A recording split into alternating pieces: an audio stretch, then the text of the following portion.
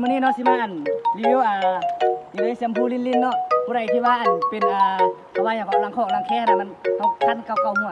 สระมือเดียวนี่บ่นึงเก่าบ่บ่ว่าผู้หญิงผู้ชายเนาะก็ใส่ได้เด็กดอกเด็กน้อยใส่ได้หมดเนาะแล้วเฮาสิมาลองเทสเบิ่งว่าคือแบบนี่เนาะอันนี้ก็เป็นหมู่เฮาเองแล้วสิให้มันสระเบิ่งว่ารถสระแล้วเก่าแล้วสิรู้สึกเป็นแบบใดเย็นบ่สบายบ่แบบใดหั่นเอาเฮ้ยลงจุ่มน้ำเลยลงมาแล้ว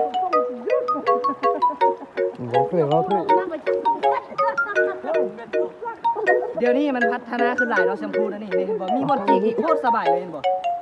นี่จีกออกมานี่เอาได้เฮ้ยเอาไม่ชิมเกาทูไปเลยเห็นบ่ซองเดียวเดี๋ยวกุ้มได้คันว่าของผู้ชายผมสั่นแล้วเนาะกุ้มได้2-3เทื่อพุ่นน่ะคันว่าผู้หญิงนี่ก็ผู้ที่2นึงก็ได้แล้วโอเคแล้วเพราะว่ามันเป็นบางคนผมหลายผมสั่นผมน้อยหั่นน่ะมาตอนนี้ก็ล้างเก่าแล้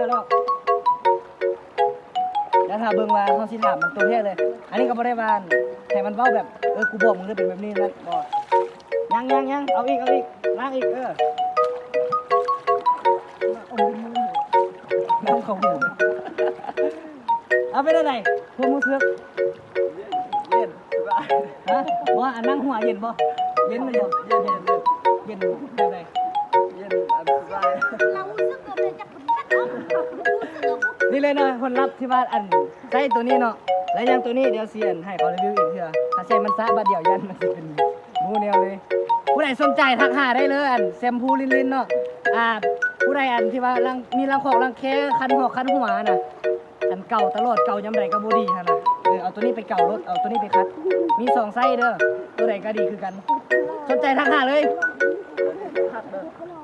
ใส่ดีคักใส่ดีใครคักขนาดบักแองก็ยังใส่